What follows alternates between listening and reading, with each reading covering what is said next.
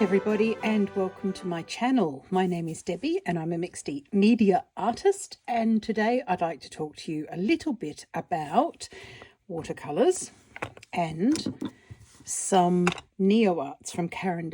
These are the Neoarts 6901. They match the luminance pencils pretty much. Most of them do. There's only one that I found in here that doesn't, but so we can assume they do. And they are the buzz of the art world at the moment, and people sort of trying to work out where they fit into their art practice. And that's also true for mixed media art, because of course I use everything I can get my hands on. So I couldn't say no to these. Now, before we get into it, of course, there's the housekeeping. Please leave a like, not leak a life. Good grief. It's one of those days. Well, at least you know I'm not an AI bot. Please leave a like and subscribe and a comment if you have the time. I try to get back to absolutely all of those. And if you like what you see here, do consider joining my Patreon, where you will find much more of this sort of thing, little snippets and bits and pieces, and a lot of mixed media art. Now, today, it's a little bit of a departure to what I normally do, because normally what I do with my art is quite detailed. Let me just show you a bit of what I mean here. Lots of moody colours, details and things like that. And when I do houses, a little mini impromptu sketchbook tour that you didn't ask for. I'm not sure, this just to show you what I normally do, basically. So as you can see, there's a fair bit of detail in the work that I normally do.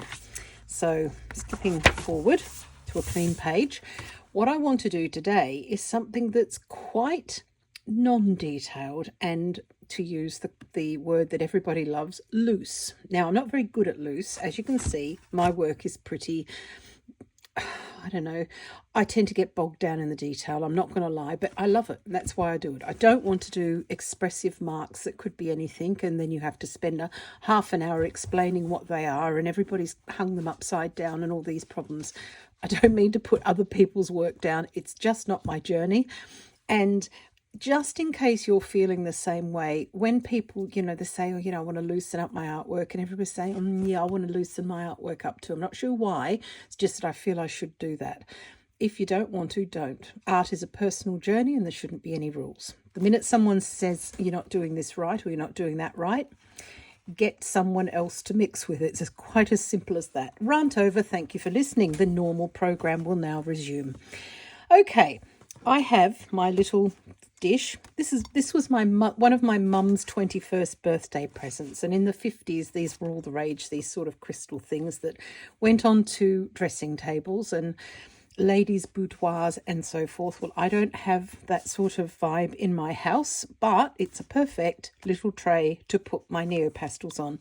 So this is the public service announcement for you to go through your house when you think you need something and you want to buy something to put your art materials in. Have a look and see what you've got already that can be used for something else. Right, I have a small selection of Caran Neoarts. These are an oil and wax pastel all at the same time. They pride themselves on being permanent and very light fast. But what I love about them are the colours. Excuse me. If I had to say what are they most like in the art world, I would say Neocolor ones. Let me just grab one of those. This alarming shade of yellow.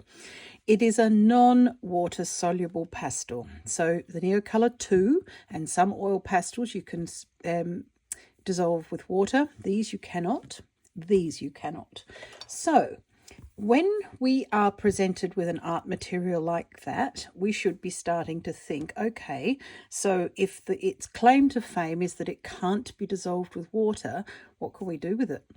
And my answer to that is something of a resist technique. And this is really, really useful if you're out and about sketching on plein air and you want to capture the moment with a few materials. I'm going to be using this one here, which is terracotta. I've only got a few at the moment because I wanted to try, and I have full set syndrome. Stand up and say, hello, my name is Debbie, and it's been 2 hours since I bought an art product. That's actually the truth, which is depressing. I have full set syndrome, so I'll buy the colours I don't even want. I've got colours in this place that I'm never going to use, but I couldn't bear the gap to be there. It's ridiculous. I've bought terracotta and I'm going to use that today. I am going to use primrose because I love primrose. I bought this instead of white, and it's really very nice and useful, so I might use that. I'm not sure. I'm going to use a grey violet because I want to draw some white houses, and sometimes shadows are purpley and violet, so I'm going to use a grey violet for that. And I've got my beloved dark indigo, which I'm going to keep by me in case it's good for windows. I've also got a round brush. I have a Derwent Lightfast Midnight Black pencil simply because I don't reach for it very often and I bought it. So this is a lesson to self. And I have some of my Elderly Schminker super granulating watercolours. Some of these are dying, I'm not going to lie. They've gone very sticky and horrid, so it's time I actually use them. Right, so the first thing, of course, is I'm going to choose a colour here. Now, what we're doing here is a resist technique because, and to tie that back to what I was saying before, when we hear that something can't be dissolved in water, that's when we're thinking about things that, well, what can we hack that for then? So resist techniques are where you would sketch something and then you would go over the top with something very watery indeed, and watercolor or ink are the wateriest things I can think of, but watercolor it is. And you get some certain effects from this and you just allow them to happen, and then you can come back in when they're dry and finish up the task with a pencil if you want to. You don't have to. I'm a mixed media artist. Like I said, I will use everything. I will look around the house and find things that aren't art materials, hence my little dish. But I will look for things that I can use that are interesting. Let's start. We're going to start with a bit of a building. Now, I'm using quite firm, determined strokes. Just the front here. This is very much coming out of my head, which quite often my pictures do. Let me go in now and put a chimney cap on that. This roof is terracotta, and we can put some lines in it. Want them too far apart. We also don't want them too close together. How about it? While I've got that one, we can do another little roof here and make some marks. And like I said, I'm making these marks deliberately. Excuse me. And what I mean by that is no sort of like that, not doing that. I've decided there's going to be a mark there, and there is the mark. If it's not perfect, well, we're going to embrace imperfections and learn to be okay with them. These are all terracotta houses, these roofs, terracotta roofs, and there might be another bit there which goes off. Whilst we've got that out, why don't we put one there? Right, so then coming back here with this one, then we're going to decide what shape everything's got. So it's going to be the white sort of houses. I think that we'll make a bit of a chimney here. Give these folks a way to heat their house. That's a bit weird. Oh, it will work out in the end. If it doesn't, it's a sketch in a sketchbook. Right, now, interesting. Let's make... Actually, I'm going to bring in two colours. So I'm using terracotta, and I'm also now bringing in Herculaneum red, because what I want to do is build a random stone wall.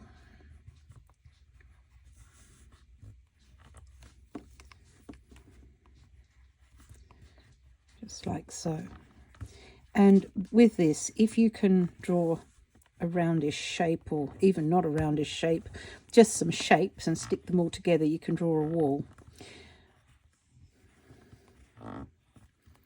Doesn't matter what's going on here. The two colours make it quite nice and add a bit of extra dimension and allow me to use another colour that I've bought. Really, these YouTube videos are just therapy for me, to reassure myself that I haven't bought stuff that's utter nonsense. So thank you for helping. Right, and just keep going with that. Can be all over the place. It's an old wall, it doesn't matter. Normally I wouldn't be completely bisecting the page, but I've done it now, so I'm committed. Probably should be committed. Maybe that's part of the problem. Okay, just bits and pieces. I'm assuming you can hear my dog's tippity taps on the floor. She knows it's nearly time for lunch here. Right, that. Now let's get that indigo one. And I'm just going to do the suggestion of windows. Again, firm strokes. You've got to mean this, because otherwise it won't resist as well. Don't need one there. Let's have some here. This is a very simple sketch of a building. And like I said, one that you could do if you were out and about. That's pretty much it, to be honest. Now, okay, I've got my primrose one out as well. I'm just wondering whether some of these could have a small amount of this on, and you'll see why in a second. I'm doing this completely at random because what will happen is this will increase the area that is resisted. So I've just sort of dabbed it on. So what we've got at the moment is an extremely primitive looking group of buildings, and me praying fervently, I hope this works. Right, next thing is to bring in some watercolor. So I've got my water and a brush. Now, the first thing I'm going to do, because I want this to look a little bit more modern and less complete sort of sketch than my others, I'm not going to do the sky. I'm going to leave the sky completely white. Sometimes with watercolor, it's what you leave out that's actually rather important. And I'm going to use my Desert Brown watercolor for the roof. Now, with these super granulating watercolors, they need to have room to swim. So put plenty of water with them. This is a very smooth water sketchbook. This one's my beloved Hahnemühle, which I adore. And it's smooth, but they still will do what they're paid to do. So I just put some on and allow plenty of water. If indeed you haven't, you can come in and create textures by blotting, and you can use those textures elsewhere. So just in case you don't want that to be super clean, blot the roof and just use it elsewhere. Right, so that's brown. The next colour I'm going to use, and again I'm trying to use a limited palette, doing all the things that we're supposed to do. I'm using violet, and this one's Deep Sea Violet, which is perfect for underneath the windows and also on the sides of the building, underneath the roof, should I say, sorry. Just doing some concentrating there and apparently unable to do two things at once. So the ends here, maybe a little bit here in the courtyard. Again, very simple for what I normally do. And up here we could put some. Just increase it under there and let it do its own thing pretty much. Now, the fun bit, I think, is this in the front. I get some green. This one is desert green. And just go over this, bit of water. And you can see what I mean by the resist technique. This is just a fun way of getting colour down rather quickly. And by using a granulating watercolour, half the work is done for you by them when it comes to this wall. You could blot that a bit to make it work a bit more. And again, I'm going to use some of that at random. It's all very random compared to what I normally do. It's like a holiday for me to do this, actually. I'm not sure if I like the holiday, but I'm having one. And what I would do now is allow that to dry and not do anything else with it until it has. And like I said, when you're working with watercolor, and I don't work with watercolor very often, I'm not a watercolor artist, I'm a mixed media artist. So although it's sort of a jack of all trades and master of none, if I'm honest, because you get to know a little bit about absolutely everything. Don't overwork it. Use strokes and mean to put them down. So consider where you're going to put a stroke and put it down. Remember that wet on wet blends, wet on dry layers. So let it dry before you fiddle with it. Otherwise it'll go muddy. And above all, resist the urge to colour absolutely everything in. You just don't need to. Let me just grab my big sketchbook here while we're waiting for this to dry. Pop it out the way because I'm more, yep, I smudged it. More than capable of smudging it, which I just did. Here are some examples that I've done of just basically playing. This is what this one's going to end up looking like. It may look totally different, which is why I'm showing you this one, because every time I do something it looks slightly different.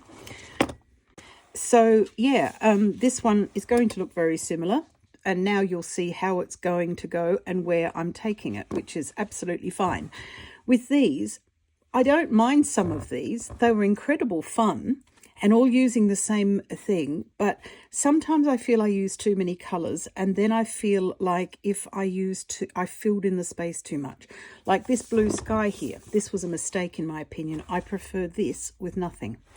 This is okay, or quite dull, and I grabbed whatever pencil I grabbed, and it happened to be a purple, so I used that. Yeah, it's a fun technique. It's very, very quick, and it's very easy to do.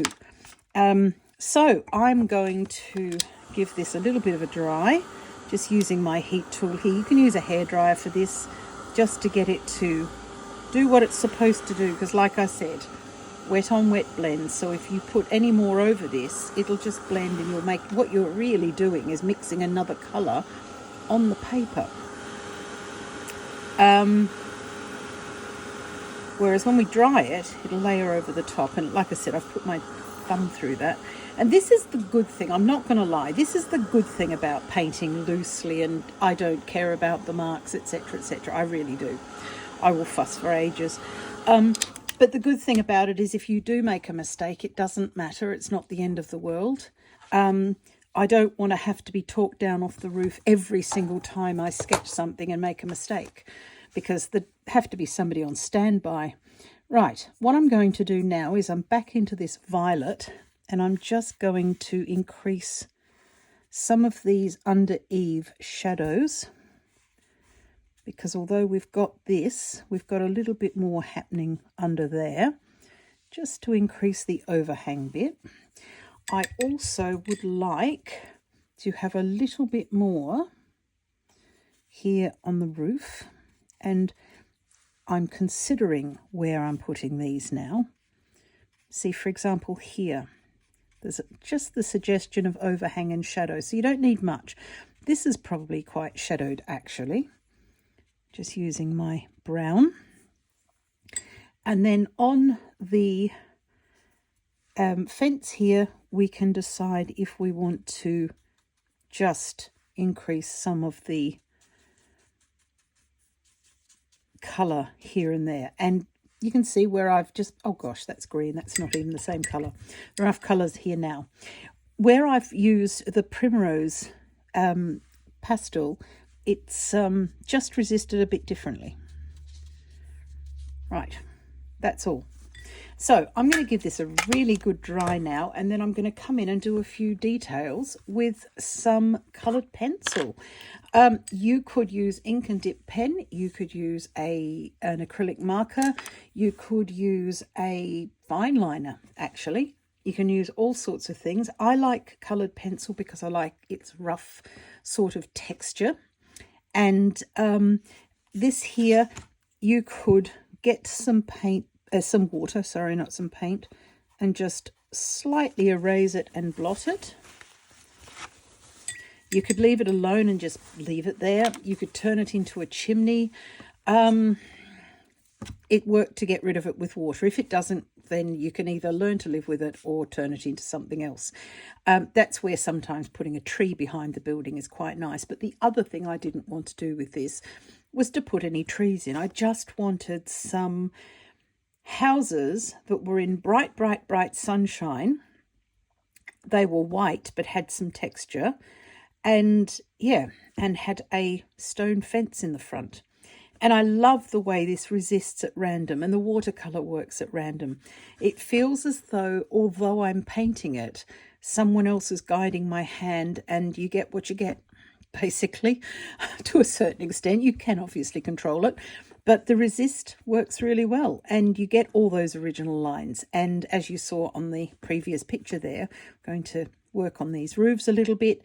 But apart from that, we're pretty much done, and it's so easy and quick. So it's the sort of, plus using very, very few things. You could use a water brush instead of a round brush, so then you don't need water if you're outside. There's 2 or 3 colours of pastels and a little pot of watercolour, and you can get things done with that, which I love. So this is one of the things that I have been using my Neopastels for, because Neoarts for. Not Neopastels, that's a different one. Goodness me, we've now got Neocolor 1, we've got Neocolor 2, we've got Neoart, and we've got Neopastels. And I believe, please correct me if I'm wrong, answers in the comments. I believe there was a Neoarts a couple of years ago that was actually water soluble. So let me know if anybody knows about those, because that's another one, but I don't think they're around anymore. So we don't have those anymore, so at least we're not totally confused, only a little bit confused. Right, I'll come back in a second, and I will show you how I would finish this off. Right, now, something I've said before, I'm just going to shut this. The reason why is because the paper is a little bit warm and it's buckling slightly, even though this is good for watercolor and things like that, water-based materials. There's a limit to how much it'll put up with. This is the Hahnemühle Nostalgia one, and it's my favorite. I love it. Use it most often when I'm working in a sketchbook, although I also love the Clairefontaine Gold Line and the Ranger Delusions one. There are a few, but this is my go-to at the minute. But when you dry it, if the paper's warm and there's water on it and it's buckled, just shut it and put some pressure on it, and it helps sort of iron it out as it cools. Right, let's see how we go. Yeah, okay. If you're working in mixed media and you're finding that it doesn't work for you the way you see other people do it, one of the things that can be at fault is that the paper's not dry, or the actual work's not dry. So feel it. If it feels cool, it's not dry. And that means your coloured pencils won't work on it. They'll make marks, but they will not work like you see. You know, you might have watched a YouTube video and it's all effortless, and you get to do it yourself and the pencil just does nothing. That's because it's not dry. So it should be warm or room temperature. And see, it's a little bit less sort of bouncy. The other thing I do have is lots and lots of these, because these are brilliant for stopping the bounce. They get in the way sometimes, but I hate it when I'm trying to work and it's bouncing. Right, the first thing I would do, and like I said, this is Midnight Black, so it's a purpley dark blue. So what I'm doing now is going around increasing some of these under eaves shadows, a little bit here where the chimneys are. And sometimes you can neaten things up a little bit, because although the Neoarts will resist water-based medium, this is not water-based, and it won't, so you can go over the top of it with this. So here where it's a bit untidy, I can make some corrections should I want to. The other thing that I will do is I can add some little windows if I decide it needs one. You may decide, or you may think it needs a door or whatever. You can add them in. And this is actually what I love about mixed media. People often ask me, why? Why would you have so much? Why don't you, just keep it simple. Get watercolor, get acrylic, do one thing at a time. I get to use all of the things, and sometimes when, for example, a piece of paper will not take any more coloured pencil, it'll still take a layer or two of acrylic or an acrylic ink or some Indian ink, I can still do something on it, because I get to bring in another sort of medium and say, right, okay, fine, you won't take any more coloured pencil, I'm hearing you. Let's try this instead. And you can then either fix problems, keep fiddling until it's really ruined. And, you know, if you're going to stuff up, do it properly. Make it spectacular. So you can keep going with other media. Whereas if you're a watercolor artist or a pencil artist, or if you only use oil, when it's finished, it's finished. And if you're not happy with something, you can't go over the top of an oil painting with watercolor or colored pencil. It's just doesn't work. So I love this because I can go back in and do other things to it. Now, the other thing I'm going to do here is I'm going to make some little upside down C's on this roof, because it is supposed to be terracotta. And what else I can do, if I want to just change some of the bits or increase it, I can go over the top of the watercolor with these and actually change the colors. What I can't do, and as you can see I'm having just a small amount of trouble, is hitting the right place, because these are thick. These are not for fuss pots. I'm not going to lie. If you're a fuss pot, these may get on your nerves, because I'm going to have a go at sharpening these. I've got a really big pencil sharpener from my Stabilo Woodies that I bought, and I'm going to try and sharpen these, but I'm going to save the sharpenings, and I'm going to see what I can melt them with. I suspect there's a solvent around here. Alcohol may do it, and then I can make a paint with the shavings and I don't have to waste them. So yeah, why I did what I just did then is because I wanted to show you that you can go over the top of the Neo pastels, as you saw here, with coloured pencil and make your marks. I don't want this to be even because it's supposed to be a really, really old roof. How about we put some plumbing in though? We'll assume it's got plumbing. Here a little bit as well. You can't see them as much here, but you can in fact see them. But it's an old roof, so you don't have to be perfect and hit everyone square on. It's simply expression marks so that people get the idea of what it is they're looking at. It's incredible fun. And I'm liking the fact that it feels like if I've learnt something new, even though I've known how to do this for a long time, I just resist doing it, no pun intended. But now that I'm allowing myself to do it, I'm thinking, you know, this is kind of fun. Must do this again, probably won't. So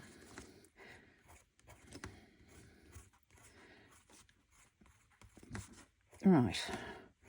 Yeah, so who knows? If you see it again, you'll know. You'll know I did it, because I'll do it again here at some point or something similar. Right, these little roof marks. Then we've only got one more thing to do. Excuse me. Springtime, pollen.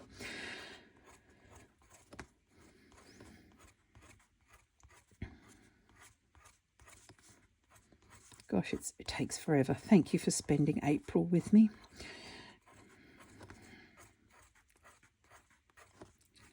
Right, there we go.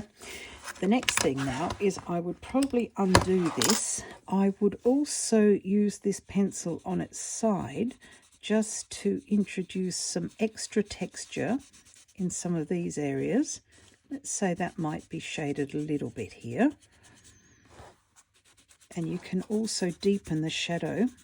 And I do that on its side because I like the texture. I would consider doing the same at the bottom here. Now, whilst the pencil does not work in the same resist way over the Neo Art as the watercolour does, it sort of does. And what else you can do is you can rub it just slightly, which will blend it a little bit, because the warmth of your finger will help to melt some of the oil in there. The other thing, if you want to make a highlight, you can come back in with an eraser and I like this battery operated one. You can see the light bits there coming back in. So if you want to do that sort of level of fiddling, you can do that. Smudge that as well. What I'm going to do is sit on my hands and leave it alone.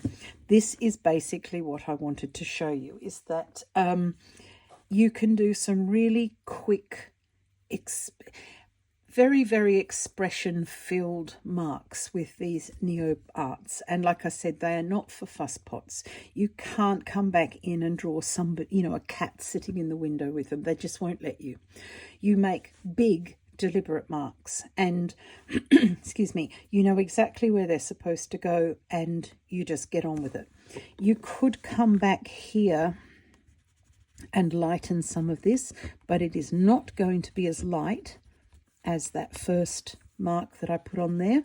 It'll just be different. So there's nothing wrong with adding it. As you can see here, it's a lot darker. Just lift that up for you. That's the one I made over the top of the watercolor. That's the one that was made straight onto the paper. This one's a lot darker and more blended, but you can use it to blend the pencil a little bit. Just make marks.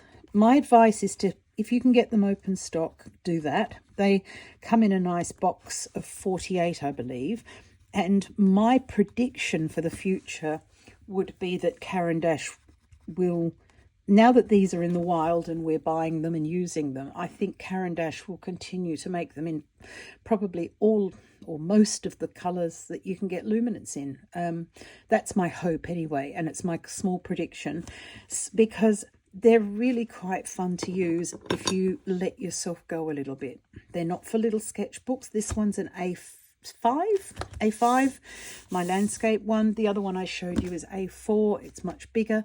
These are for, yeah, like I said, just get on with it and do it. Don't worry about it. Don't fuss over it, and don't be too finicky. It's not that.